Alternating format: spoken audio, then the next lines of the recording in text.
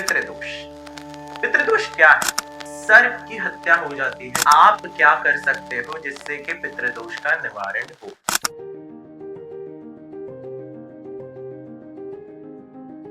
सर्वे भवन्तु सुखिनः।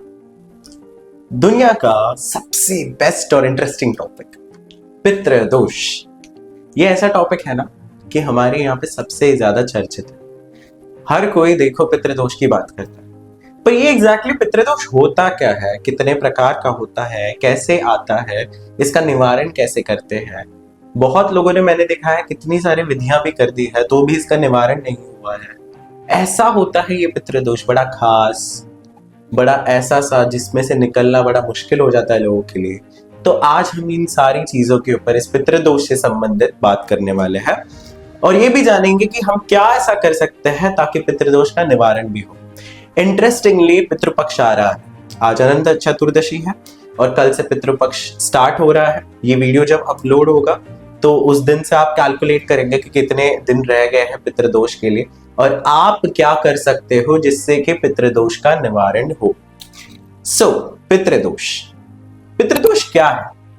ये जो पितृदोष होता है, मैं आपको सरल भाषा में बताऊं तो पितरों से आया हुआ कोई दोष। ये पितृ क्या है? आपके एंसेस्टर्स। दोष किस हिसाब का? ट्रॉमास का। बहुत क्लियर, ट्रॉमास का। आपके एंसेस्टर्स से आया हुआ वो ट्रॉमा जो आपके ब्लड में है। आपका खून जो है, इसमें सारा कुछ स्टोर्ड है। आपकी कितने ही लीनिएजेस हुई, आपके कितने ही लोग रहे, इन सभी का डेटा आपके खून में मौजूद है और इस खून के अंदर उनका ट्रॉमा भी मौजूद है, उनके पाप भी मौजूद है, उनके पुण्य भी मौजूद है। आपको इसी के हिसाब से कुछ ना कुछ रिएक्शंस होते हैं जो या तो सही होते हैं या तो गलत होते हैं, जिसके हिसाब से ये देखा जाता है कि क्या आपको पितृदोष है कि नहीं। अब क्या क्या देखा है मैंने, एक प्रकार का पितृदोष होता है जहां पे सर्प की हत्या हो जाती है किसी पितृ से, यानी कि पितरों के लीनिएज में किसी ने सांप को मार दिया। इसका फर्क क्या होता है? हर कोई विषैली बात कर रहा, यानी कि बात करते समय वो पॉइजन उगलते हैं, वो अच्छी से नहीं बात करते हैं और इसके साइड इफेक्ट्स ये होते हैं कि जब भी वो किसी से बात करना चाहते हैं तो वो सही बात, अपनी बात रख ही नहीं पाते और वो सारी नेगेटिव चीजें वो बोल देते हैं पहले ही जो उन्हें नहीं बोलनी थी और फिर बाद में रियलाइज करते हैं अरे ये मैंने क्या किया, मुझे तो ऐसा नहीं बोलना था, मेरा तो ये रिएक्शन नहीं था। This is kind of a पितृदोष। दूसरा पितृदोष आता है जनरली घर के अंदर ही mother in law, daughter in law का झगड़ा, सास और बहू का झगड़ा। ये ऐसे बहुत टाइम से चला आता है। देखना ये दोष एग्जैक्टली बनता कैसा है, कोई भी ट्रॉमा बनता कैसा है। आजकल ट्रॉमास के ऊपर बहुत बातें होती है, थेरेपीज भी होती है। ट्रॉमा सप्रेशन से होता है, किसी को सप्रेस किया जाता है, किसी की फीलिंग्स को दबा दिया जाता है, रोने नहीं दिया जाता है, चीखने नहीं दिया जाता है, चिल्लाने नहीं दिया जाता है। जब किसी व्यक्ति को दबाया जाता है, बार बार सप्रेस किया जाता है, प्रेशराइज किया जाता है, तो वो अपने आप उसके खून में उतरने लगता है, उसके अंदर, उसकी बॉडी में उतरने लगता है। और पुराने जमाने में तो ये हुआ ही करता था। मैक्सिमम पैट्रियार्कल सोसाइटी के कारण, यानी कि मेल डोमिनेंस हमारे यहाँ पे ज्यादा होने के कारण बहुत बारी फीमेल्स को सप्रेशन का शिकार होना पड़ा था। इसके कारण हुआ क्या था, ये फीमेल्स के अंदर जो खून था उसमें ही वो ट्रॉमा स्टोर हो गया और क्योंकि ये ट्रॉमा उनके बॉडी में स्टोर हो गया तो ये इवेंचुअली उनके बच्चों में ट्रैवल हुआ। उनके बच्चों में जब ये ट्रैवल हुआ तो ऐसे ही पीढ़ी दर पीढ़ी वो आगे बढ़ गए। इसके साइड इफेक्ट्स क्या होते हैं? हर समय रिबेलियस होना, मुझे ये नहीं करना है, मुझे वो नहीं करना है, मुझे बहुत बंदा सा लगता है, मुझे बहुत ऐसे लगता है कि मैं नहीं इस चीज से बाहर नहीं पड़ सकता। बहुत सारे मैंने देखा है लोगों का ये रहता है कि मेरे घर वाले मुझे बिल्कुल सपोर्ट नहीं करते। खैर, घर वालों का ये रहता है हम तो फुल सपोर्ट कर रहे हैं पर यही व्यक्ति आगे नहीं बढ़ रहा है। एक अलग सा मायाजाल तैयार होता है अपनी आंखों के सामने और व्यक्ति अलग से उस मायाजाल में रहने लगता है, उसी में कंफर्ट बना लेता है और उसमें से बाहर ही नहीं निकल पाता। जब भी निकलने की कोशिश करता है तो कुछ ना कुछ उसको उसकी ही आंतरिक चीजें रोकने लगती है। This is a kind of strong पितृदोष जिसका भी निवारण बहुत ज्यादा इंपॉर्टेंट होता है। फिर इसके बाद में पितृदोष होता है जो जनरली एग्रेशन से संबंधित होता है, स्पेसिफिकली गुस्से के टर्म्स में होता है। गुस्सा कभी रिलीज नहीं हुआ, ये जनरली मेल्स को ज्यादा होता है। गुस्सा जनरली कभी रिलीज नहीं हुआ, ये जो गुस्सा जो रिलीज नहीं हुआ फिर वो बॉडी में as a health issue stuck हो जाता है। किस प्रकार के हेल्थ इश्यूज? स्पाइनल कॉर्ड के, रीढ़ की हड्डी के हेल्थ इश्यूज या लोअर एब्डोमेन के हेल्थ इश्यूज। देखना कभी किसी फैमिली में स्पेसिफिकली जनरेशन टू जनरेशन एक ही प्रकार का हेल्थ इश्यूज लोगों को होता है, ये हेल्थ इश्यू भी उसी पितृदोष का कारण होता है। फिर वास्तुशास्त्र में हमने क्या देखा?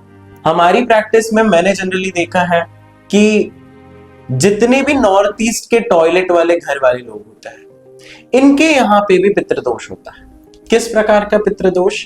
Mind related. जनरली खुद को ही ये लोग बार बार कोसते हैं, विक्टिमाइज करते हैं, खुद को ही हमेशा दोष देते हैं चीजों के। ये भी एक प्रकार का बहुत स्ट्रॉन्ग पितृदोष होता है जिसके कारण भी इश्यूज आते हैं।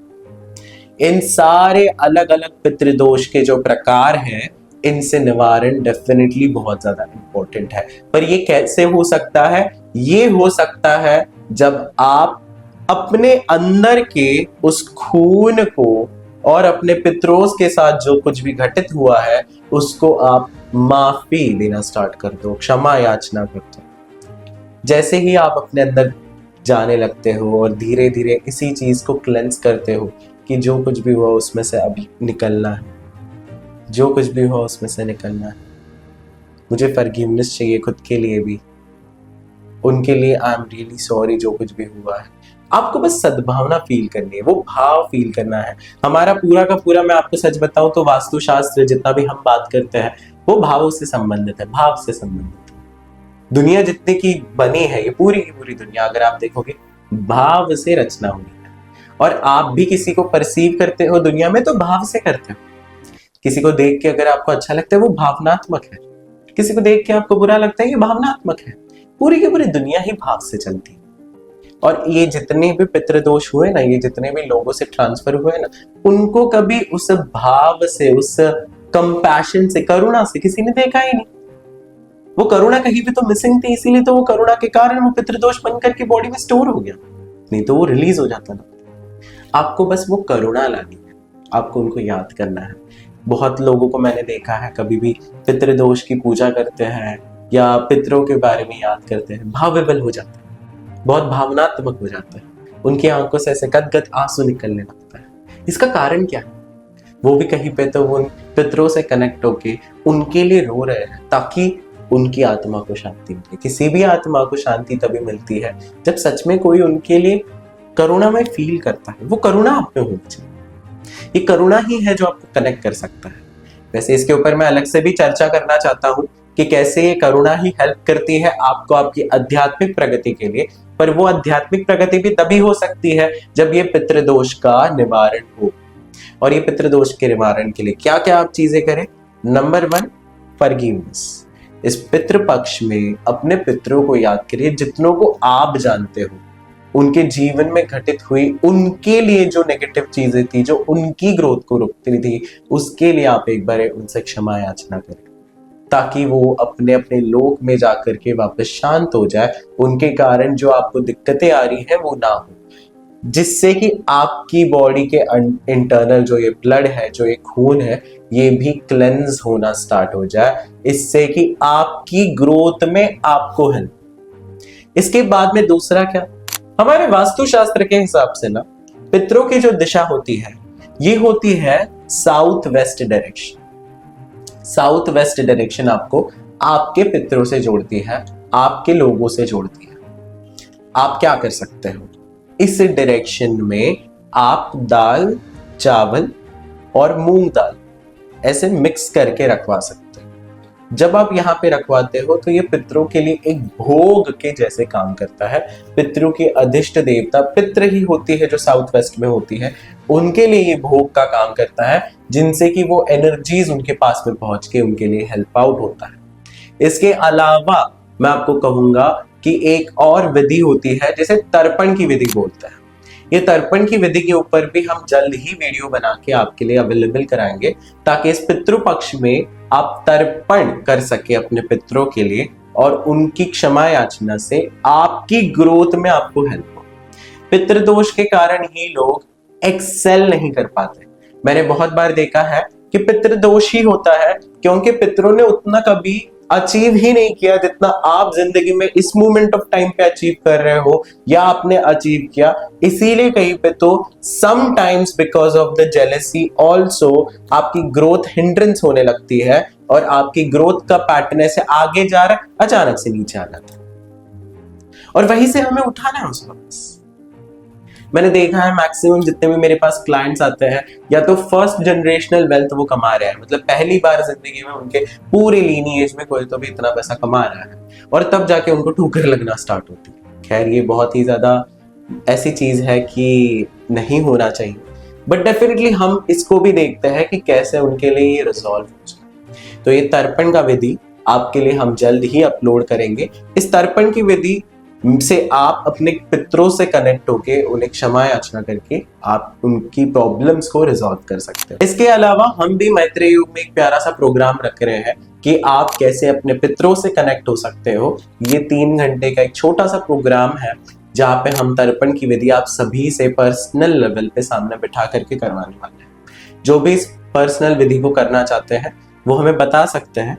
इसके अलावा जितने भी हमारे वर्ल्ड वाइड क्लाइंट्स हैं और जितने भी अपने मुंबई और इंडिया के अलग अलग रीजन्स में क्लाइंट्स हैं, अगर वो कनेक्ट होकर के हमारे साथ उस मेडिटेशन में शामिल होना चाहते हैं तो हम आपको एक बॉक्स भेजना चाहेंगे जिसमें ये सारा मटेरियल होगा, जिससे कि आप वो पितरों के रिचुअल्स कर सकते हो। तो आप भी हमसे कनेक्ट होके हमें जरूर बताइए।